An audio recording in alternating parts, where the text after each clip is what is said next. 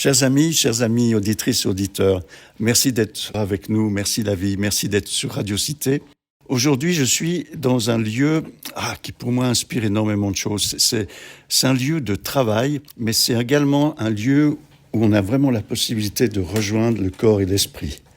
C'est un lieu vraiment créatif et c'est pas un hasard si je suis là. Je profite pour saluer et remercier Gilles Soulac qui m'a donné le flambeau pour continuer cette interview qu'il a fait il y a pas très longtemps. Et puis j'ai en face de moi donc Mehdi Douman. Mehdi Douman, vous l'avez donc entendu récemment sur Radio Cité. Et puis là on va aller un petit peu prospecter plus loin. Mehdi, je crois me rappeler que ça veut dire celui qui est guidé par les dieux, c'est vrai ? Ouais, c'est celui qui est bien guidé. Ouais. C'est un mot, c'est un prénom arabe. Voilà. Alors Mehdi, ça t'inspire ? Est-ce que tu ressens ça, que tu es parfois guidé ? Il y en a qui disent une bonne étoile, d'autres mon ange, et toi c'est Dieu. Non. Mais bon, de temps en temps, peut-être il y a un petit, il y a Dieu qui me parle, mais non. Non, il te parle quand même des fois. Des fois, voilà. Ou peut-être je hallucine qu'il me parle comme ça, mais en tout cas, j'ai la chance de faire ce que j'aime faire, qui est le théâtre, la danse, la scène. Ça, je me sens bien guidé là-dedans. En tout cas, en suivant ce chemin comme ça, en prenant ça entre mes mains, cette envie créatrice, force créatrice, d'assumer cette vie pour l'instant. Tu parles de chemin. Quel est le chemin de vie qui t'a amené à être tout à la fois danseur, chorégraphe, faire du théâtre ? Comment on arrive là ? Si vous voyez sa tête, alors il a la main gauche avec l'index, il se gratte les cheveux, il est mort de rire. Allez, essaye quand même. Ouais, parce que moi j'ai découvert le théâtre en 2004, assez tard. J'avais 24 ans. Mais avant ça, j'étais dans une sorte de parcours un peu atypique depuis mes 11 ans avec ma mère et mon frère. Ma mère, elle était dans une sorte de secte soufie, Oui. une sorte de Naqshbandiya, Tariqa, qui est basée en Chypre, qui est toujours basée en Chypre et en Turquie. Et du coup, c'était à travers mon père, maintenant ils sont divorcés, qu'elle est entrée là-dedans. Et après, on a eu la chance de voyager aussi depuis Londres, parce que je suis né à Londres, depuis Londres pour aller vivre deux ans en Kuala Lumpur, en Malaisie. Et là, avec les Naqshbandis, mais il y avait des grands personnages là aussi, des gens aussi très riches, des gens de nobles aussi. Il y avait le prince de Malaisie aussi, qui était aussi un cheikh, un dirigeant de cette tariqa. Et il m'a fait visiter le palais royal et tout ça. J'ai eu la chance avec mon frère et tout. Il y avait le jungle, il y avait les singes. Et au lieu de les écureuils, il y avait les singes, quoi, dans les parcs. C'était génial. Mais aussi le serpent. Plein de moustiques. C'était l'aventure. Hein. Pour un enfant de 11 ans, 12 ans, 13 ans, on a vécu là 12 ans. Et après, on est retourné en Angleterre. J'ai vécu dans le Yorkshire Moors, à Sheffield, pendant 5 ans. Toujours avec les Naqshbandiya. Et après, on a quitté. Ma mère, elle suivait toujours ses impulses, en fait, ses pulsions et l'instinct. Elle était vraiment quelqu'un de créatif aussi en elle-même. Elle avait un esprit, en fait, de vent là, qui volait. Du coup, elle est partie aussi dans le nord de Chypre. On a vécu là pendant 1 année. C'est magnifique, Chypre. Oui, c'est magnifique. Très riche au niveau des cultures. Il est passé tellement de gens là-bas. Ouais, et là, on était là-bas pendant 1 année, dans un petit village dans le nord de Chypre, côté turc. Oui. Et là, il y avait des orangers, il y avait des figues, il y avait tous les parfums de l'été, la mer par loin. C'était magnifique, comme tu dis, c'était magnifique. Et là, j'ai vécu avec tout le monde qui venait de partout pour visiter le grand cheikh, là, dans ce tariqa, qui venait d'Allemagne, de Malaisie, de USA, de Japon, de Russie, tout le monde. Du coup, il y avait une sorte de melting pot. Mm-hmm. Et moi, là-dedans, c'est comme si je jouais des rôles aussi. J'étais en Dissar, muazzin. J'ai chanté en fait le Coran et l'appel à la prière aussi. C'était comme un rôle, c'était comme un jeu théâtral. J'ai incarné ça. Et tu sais encore chanter ça? Non, je crois que j'ai tout oublié parce que ça fait tellement longtemps. C'était aussi des scriptures, un peu le Coran, c'était assez cadré. Et du coup, ma mère a décidé, du coup, on quitte ça parce que c'est comme si on vit dans une autre époque, dans un autre siècle. Ouais. Du coup, pour ces enfants, c'est mieux que, finalement, ça suffit. Les richesses a été pris de cette expérience. Maintenant, il faut passer dans la vie pratique. Voilà. Du coup, je me suis retourné à Londres et c'était comme un choc, un clash des siècles, comme ça. Et après, j'ai fait mes études comme ça, un peu tardives. Et après, j'ai trouvé le théâtre.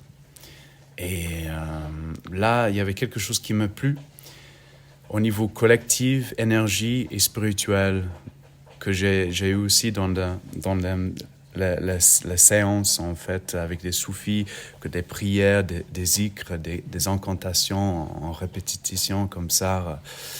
Il y avait quelque chose qui a fait un étincelle en moi. Là, on est dans une salle, c'est le noir. Là, il y a quelque chose qui se passe sur scène. Mais à un moment donné, il y avait la magie dans la collective. On est tous unis, comme ça. C'est un esprit unique c'est l'âme, verticalité, spiritualité qui me parle. Ça sont des moments magiques, ça. Ouais, et c'est rare, c'est juste quelques secondes ou 1 minute, si tu as la chance. J'appelle ça des moments de grâce. Ah oui, c'est clair, oui. Il y a la grâce, et on peut pas chercher la grâce. Non, il n'y a pas un philosophe, Simone Veil, qui dit ça aussi, qu'on peut pas, quelque chose comme je vais dire mal, mais on ne peut pas aller chercher ces moments précieux. Il faut les laisser venir à nous. J'ai un parallèle. J'ai gagné ma croûte longtemps en tournant avec mes amis musiciens. Je suis flûtiste. Et je me rappelle d'avoir compris à un moment, et peut-être tu le vis aussi, que dès lors qu'on oublie que c'est soi-même qui jouons, la musique passe, vraiment. Oui, mais il y avait des moments où j'étais sur scène, ou aussi dans les moments avec les soufis, des zikrs, des rituels un peu répétitifs comme ça, que je m'efface et je deviens le personnage, je deviens le moment. C'est cela. Comme un vaisseau. Un vaisseau. Ouais. Eh ben, je vois qu'on parle la même chose, on a le même langage, mon ami, ça me fait plaisir. Alors, à ce stade-là, puisque tu viens de parler de rituel, ce que tu ne sais pas, et ce que personne ne sait avant l'interview, si on n'écoute pas Radio Cité, merci la vie d'abord, il y a toujours un moment où je demande, si tu entends quelqu'un dire, ou que tu sens en toi le moment de dire merci la vie, comment ça résonne? Ah, comment ça résonne en toi. Merci la vie. Merci la vie. Pour moi, ça vibre, il y a une sorte de vibration, comme une corde qui est touchée par une doigt, et peut-être le doigt de quelque chose d'invisible qui me fait vibrer. Et il y a une sorte de jouissance qui sort quelque part. C'est-à-dire que tu pourrais le danser? Ouais, c'est clair, ouais. Je pourrais danser ça, ouais. Et des fois, je danse comme ça, quand je suis tout seul dans la salle de répétition, je mets, je sais pas, les Bee Gees. Et je fais n'importe quoi. N'importe quoi, ça m'étonne. Ça existe, le n'importe quoi? L'improvisation, c'est du n'importe quoi, ou c'est d'être relié vraiment à quelque chose de fort et d'être l'instant? Je crois que l'improvisation, on peut faire... Oui, on peut commencer avec le n'importe quoi, mais c'est vrai que c'est bien d'être relié à l'instant, toujours, parce qu'on cherche toujours de vibrer les bordures de l'instant, en fait, de ouvrir. Mais de temps en temps, ça part dans le n'importe quoi, ou ça commence avec le n'importe quoi, mais il y a aussi un aliment de n'importe quoi qui donne quelque chose de riche et de spontané dans l'improvisation. Alors, spontané, c'est ce que nous sommes maintenant, vrai? Oui, c'est vrai que tu m'avais parlé que ton émission est spontanée. Alors, spontanément, j'ai quand même imprimé ce que Gilles Soulac m'a envoyé, c'est-à-dire l'affiche d'un spectacle. Et puis, tu parles, j'ai l'impression que tu es un sacré baroudeur quand même, si tu me racontes ce que tu as fait entre Chypre, Londres, etc. Et là, tu me parles dans ce document des 4 portraits de Rainer Maria Rilke, qui est en fait le thème d'un spectacle. D'accord? Est-ce que tu peux me dire 2 mots sur Rilke? Oui, pour moi, c'est quelqu'un qui me touche profondément. Mais depuis pas si longtemps, depuis 2020, depuis la première vague de Covid, comme ça, quand on était dans ce monde d'incertitude et de vide, tout le monde, cette fermeture. Mais c'était aussi une période qui me pénétrait plus profondément parce que j'étais en train de vivre une sorte de rupture amoureuse comme ça. C'est c'est sombre, ça. Ouais, c'est sombre. On sait que ça nous amène dans les états sombres comme ça en nous. Et du coup, j'étais en train de vivre. Et c'est comme une deuil, en fait. Et du coup, il y avait beaucoup de moments de réflexion, de contemplation et tout ça. Et aussi d'essayer de trouver un endroit où je peux enterrer cette deuil en moi, quelque part dans le corps. Et du coup, c'était comme si j'avais besoin de chercher l'endroit, mais je ne trouvais pas. Et du coup, j'ai découvert le philosophe Clément Rosset, j'ai découvert Spinoza, j'ai découvert Robert Desnos, Prévert, j'ai découvert des surréalistes, et j'ai découvert surtout Rainer Maria Rilke, qui est aussi poète, mystique, philosophe, qui a cette envie d'aller vers la verticalité aussi, spiritualité, qui m'a touché beaucoup avec les lettres à un jeune poète, avec les élégies de Duino. C'est vrai qu'il a une littérature incroyable. C'est fou ce qu'il a fait, cet homme-là. Ouais.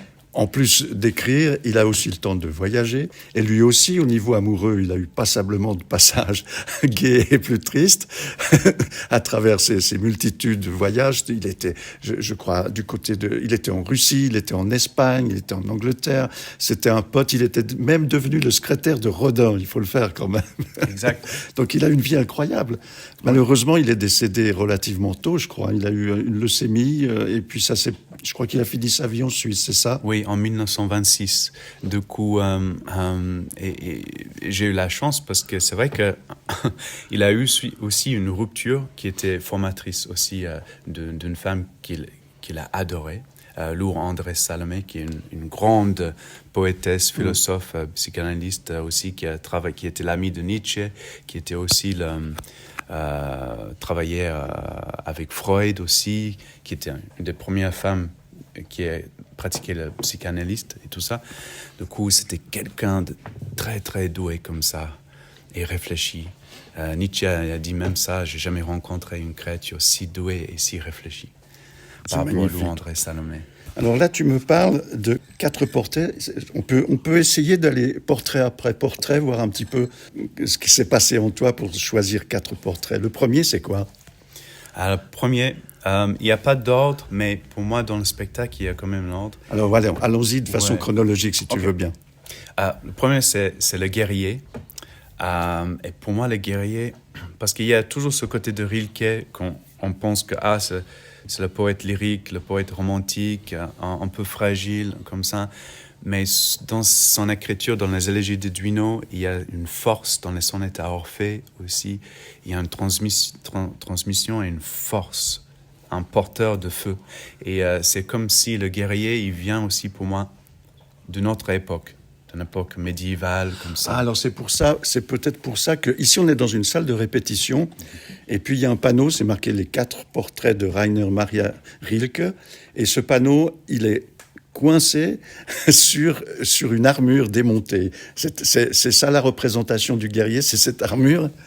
Ouais, c'est ça. Et je vais pas faire des spoilers, pas trop, mais je porte toutes les bouts d'armure, là, je la porte sur moi. Oh, c'est lourd, ça, tu danses avec ça? Bah, je bouge avec ça, ouais. Tu bouges. J'ai le sentiment qu'il faut mettre de l'huile. Et de temps en temps, oui, il faut. Hein. Voilà. mais une fois que je mets toute l'armure, j'ai commencé à Payot. J'ai fait une petite performance à Payot à 11h samedi passé. Je te remercie de m'avoir invité. J'ai pas pu venir, mais je dois dire que comme j'aime pas le réchauffer, j'ai préféré vraiment avoir du recul et te connaître aujourd'hui à travers notre discussion. Ouais. Et une fois j'ai mis l'armure, il y avait plus de recul. Je pouvais même pas faire des petits retouches si je voulais faire des retouches à la mise, voilà, et tout. J'étais bloqué. Et du coup, il y avait un seul but, d'aller en avant et de commencer la performance à 11h pile. Et du coup, pour moi, le guerrier aussi, c'est le porteur de feu. C'est un peu Rambo, c'est Prométhée. C'est le début de l'humanité, en fait. C'est la parole. C'est le feu la transmission de feu, de main à main, d'artiste en artiste. Donc tu as aussi un côté guerrier, toi, qui va s'exprimer à ce moment-là. Oui, parce que c'est un parti où j'arrive, je commence le spectacle avec ça. Voilà, petit spoiler. Et c'est un sort de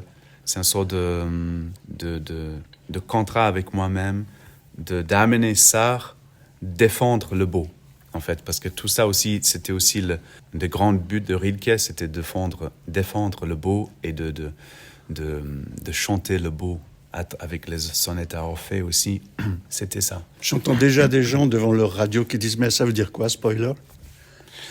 Spoiler, c'est que je vais dire quelque chose qui va gâcher en fait la surprise. Un peu comme toi, peut-être. Je veux pas trop.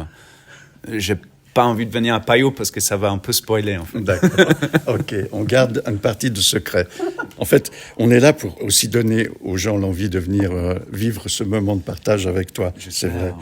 Alors, maintenant, il y a eu le guerrier. Chronologiquement, le deuxième tableau.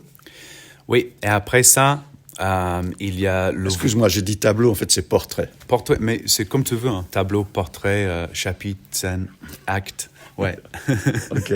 Il y a un côté un peu opératique aussi là-dedans. Deuxième portrait, c'est le voyant.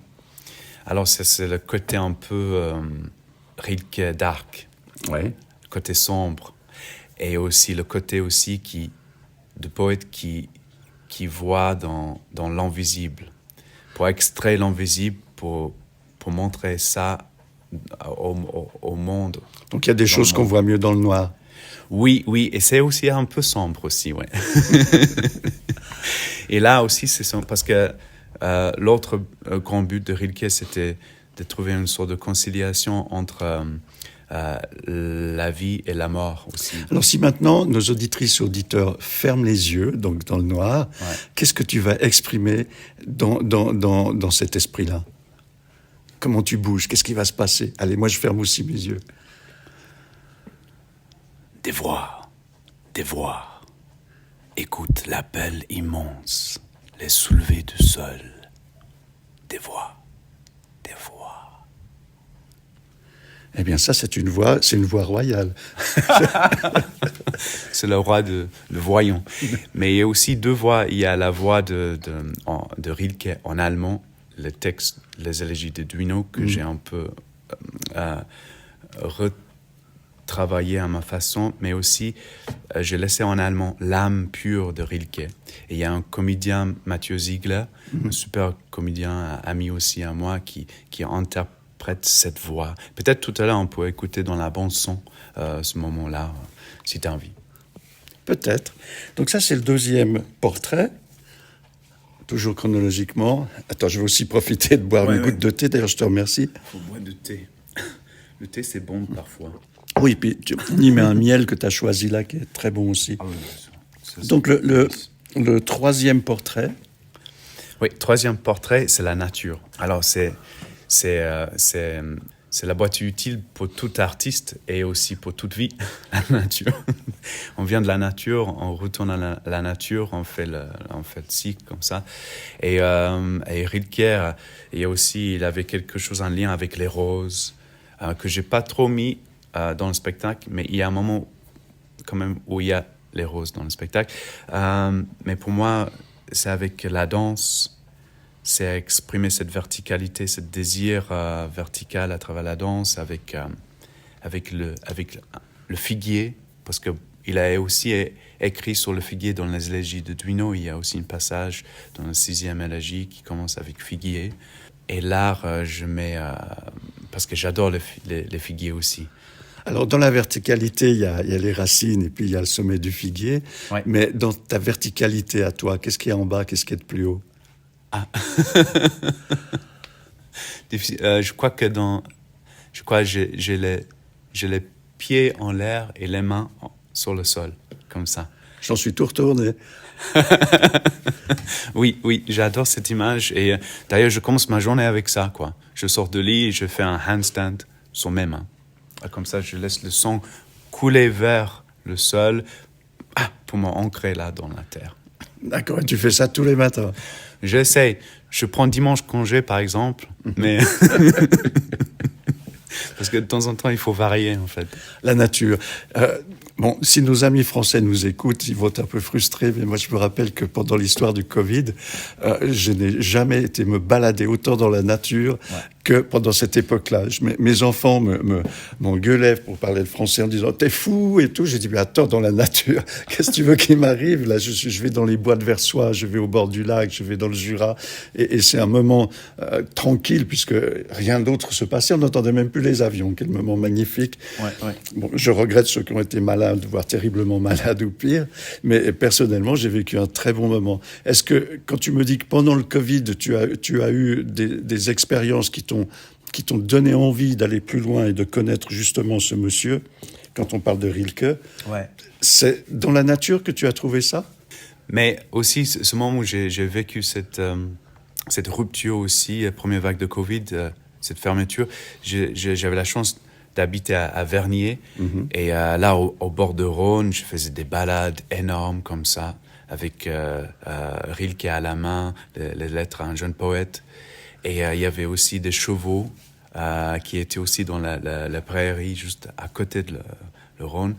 Et je faisais ces balades, il faisait tellement beau, il y avait la forêt et tout. Et là, c'est clair que la terre, la nature, les bruits d'oiseaux, le chant d'oiseaux et tout ça, les parfums, ça m'a beaucoup touché. C'était pas loin de chez toi. J'adorais à ce moment-là j'allais au Bois de la Bâtie, et je suivais le chemin au bord du Rhône jusqu'au parc le parc des Évaux. Et là, c'est une balade magnifique qu'il faut conseiller à nos amis auditrices et auditeurs de faire. C'est génial. On peut aller encore plus loin, mais déjà, ce petit parcours-là, en prenant le tram ou le bus pour revenir sur Genève, c'est un moment extraordinaire, je trouve. Oui, c'est vrai. C'est précieux. Et j'ai aussi fait un parcours, en fait, en allant vers la tombe de Rilke, qui est à Raronne, en Suisse alémanique, pas loin de Sierre, où il a fini ses derniers 6 ans de sa vie dans le château de Mouzeau. Et là, j'ai visité la tombe plusieurs fois, parce que pour moi, c'est important, depuis aussi mon adolescence, mon enfance, depuis les soufis aussi, il y avait ce sorte de quête d'aller honorer les morts, en fait, des saints ou des prophètes ou des artistes. Et du coup, j'ai un peu continué ce rituel de mon adolescence. Et du coup, ça m'a touché. Je vais toujours vers la tombe de William Blake ou Beckett. Là, c'est Rainer Maria Rilke. Et là, il est enterré dans une sorte d'église, on dirait moyenâgeux, médiéval, avec une toit comme la peau les écailles d'un dragon qui le protège. Et c'est comme un nid d'aigle perché avec une énorme horloge qui donne l'air, en fait, comme un œil qui regarde le village en bas sur la colline, comme ça. C'est énorme. Il y a de la roche, il y a la pierre. Mais je vais aller voir. Ouais, mais c'est très beau. Je conseille à tout le monde, d'aller visiter ça, la tombe. Quand les monuments sont inspirés par la nature, c'est toujours extraordinaire. Oui. D'ailleurs, je crois qu'on n'a jamais fait mieux que de regarder la nature pour faire des choses un petit peu positives dans notre vie. Exact, ouais, je suis d'accord. 4e portrait? Oui, là, on est 4e. Là, pour moi, c'est la lyre, c'est le chant de Orphée. Parce que pour Rilke aussi, c'est le plus grand métaphore de Rilke, c'est le sonnet à Orphée. Et qu'il incarne lui-même Orphée qui a un pied dans la vie et un pied dans la mort. Et c'est le seul qui peut traverser les deux royaumes, en fait, entre le visible et l'invisible. Du coup, il utilise Orphée comme métaphore pour vraiment creuser là, de dévoiler la face cachée de la vie qui est la mort, et de nous concilier aussi avec l'idée que la mort n'est pas quelque chose de sombre et de ténèbres, mais aussi c'est quelque chose de nécessaire, et si on accepte, on peut vivre une vie plus riche et plus saine en soi. Et comment tu exprimes ça? De façon théâtrale et dans la danse? Là, sans trop en dire? Oui. Mais là, je fais une sorte de voyage dans le souterrain avec un poème de Rilke qui parle de Orphée Eurydice. Je regrette, chères auditrices et auditeurs, que vous ne voyez pas les mouvements qui accompagnent ce qu'il est en train de nous dire, parce que là, c'est de la danse aussi. Il y a une gestuelle qui lui est propre. Ouais. Et je regrette vraiment qu'on n'aille pas filmer ce moment-là. En fait, moi, j'ai un tic. Quand je parle beaucoup avec mes mains. Et aussi, j'ai aussi travaillé après l'école de théâtre Serge Martin, que j'ai fini en 2008. J'ai fait 3 ans, c'était super. C'était l'école de théâtre physique, donc... Là, j'ai eu la chance d'aller travailler pendant 4 ans avec James Thierry, qui est un des nombreux petits-fils de Charlie Chaplin. Et du coup, c'était un spectacle, danse, théâtre, cirque, musique, tout. Marionnettes, costumes fantastiques qui étaient créés par sa mère Victoria Chaplin, que j'ai eu la chance de bosser avec pendant 3 mois. Et lui, on tournait pendant 4 ans. Et du coup, lui, il avait quelque chose où il faisait une danse avec les mains comme ça. Et du coup, ça m'a vraiment captivé. Ça, et c'est vraiment hypnotique. Et quand je vais à Londres de temps en temps pour voir ma mère et mon frère, je fais ça pour mon chat, devant mon chat. Et elle peut plus. Elle fait... Tu connais Laura Chaplin? Non, non. Elle est peintre, c'est aussi une petite fille. Non, je lui ai fait une interview sur le bateau Genève il y a quelque temps. Ah oui, c'est quelqu'un de sympa aussi, qui fait de très belles toiles. C'est vraiment chouette. Ok. Si un jour tu la croises, regarde. Ouais. Donc là, on a brossé les 4 portraits de façon rapide. Oui. D'accord. Rapide, entendons-nous quand même. Je crois que les gens qui nous écoutent maintenant savent pourquoi ils vont aller au Théâtre de l'Étincelle à Genève. C'est du 26 janvier au 4 février. D'accord. Ouais. Il y a un site internet où on va retrouver toutes les coordonnées et tout cela. C'est quoi? Exact. Oui, c'est mon site Divisar de ma compagnie et c'est .divisar.ch. On va trouver tout ça sur le podcast. Hein. Oui, de toute façon, super. Ça sera écrit. Et puis moi, je vais pas oublier, parce que des fois, j'oublie de faire une photo du lieu et de toi, de là où nous sommes maintenant. On est donc sur une salle de répétition où il y a passablement de matériel qui évoque ce qui nous attend là-bas. Je dis nous, parce que cette fois, j'irai maintenant qu'on se connaît. Donc, chères auditrices, chers auditeurs, je vous remercie de votre écoute et de ce moment de partage. Mehdi, est-ce qu'il y a encore quelque chose que tu aimerais nous dire? J'aimerais aussi remercier mon équipe, l'assistant qui fait l'œil extérieur, Mathieu Wenger, un jeune comédien qui vient de sortir de l'école Serge Martin, qui est vraiment super. Et Mathieu Ziegler, tu en parlais tout à l'heure. Mathieu Ziegler, il fait la voix en allemand. Il y a Jean Faraval qui fait la création son, la bande son. Valérie Margot qui fait les accessoires, Janos Orvaf qui fait la lumière, et Marie Donioy qui fait la dramaturgie et chant. J'ai aussi Louis Delignon qui fait la musique. Et voilà. Alors moi, je te remercie, toi, qui as fait donc le concept, la mise en scène et la chorégraphie. C'est finalement assez simple quand on est le chorégraphe de sa propre danse. Mais est-ce que tu fais aussi de la chorégraphie pour d'autres, dans le cadre de troupes, d'autres choses que tu es en train de préparer ou que tu as déjà fait? Je vais bosser en tant qu'interprète pour la compagnie Les Arpenteurs en août-septembre. Sur un spectacle, c'est une adaptation de livre Fahrenheit 451 de Ray Bradbury, où je vais jouer Montag.